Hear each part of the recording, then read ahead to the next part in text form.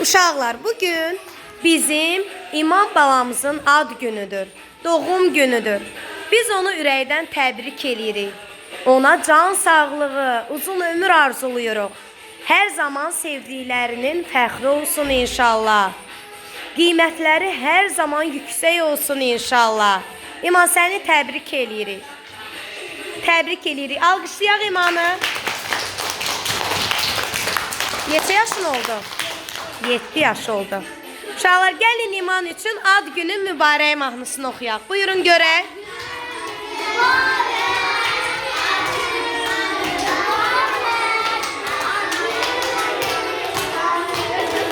Ad günün mübarək.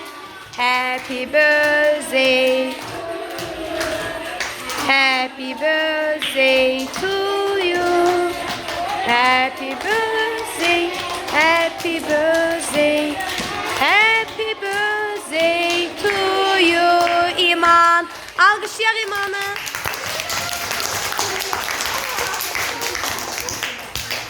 Uşaqlar, kimin İman'a ürək sözü var? Yaxşı, bir. Buyur Zəhra qızım, de. Sizin var ürək sözünüz? Aha. Çox sağ ol qızım. Başqa? Buyur Cəmlə.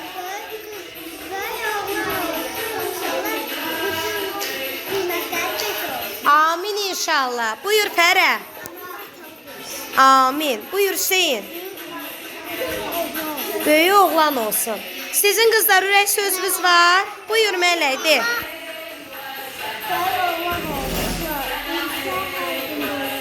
Amin. Başqa buyur. Təşəkkür edirik. Buyur qızım. Sağ ol ay Məryəm. Buyur xanım. Çox sağ ol. Sənə var ürək sözü? Yoxdur. Sizin? Sənin Miray? Kızım var ürək sözü? Məsəti sənin? Yoxdur. Sizin var? De. İmam birinci olarak kimlikte yaşı okuyan birinci ortaokula olduğu zaman. Amin inşallah Murat. Var İsma kızım? Buyur Fəride. İnşallah kutuları dolu olsun. Birinci olsun. Sağ ol. Buyur. Kızım ürək sözün var. Kızlar sizin? Buyur Məryəm. Sağ ol. Alqışlayaq uşaqlar.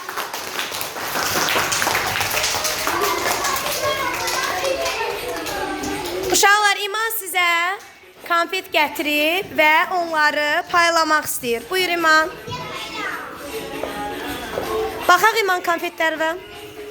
Bir baxaq.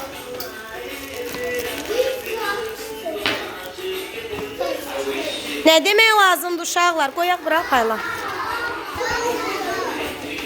Götür payla. Tənəffüsdə yeyərsiniz, yaxşı?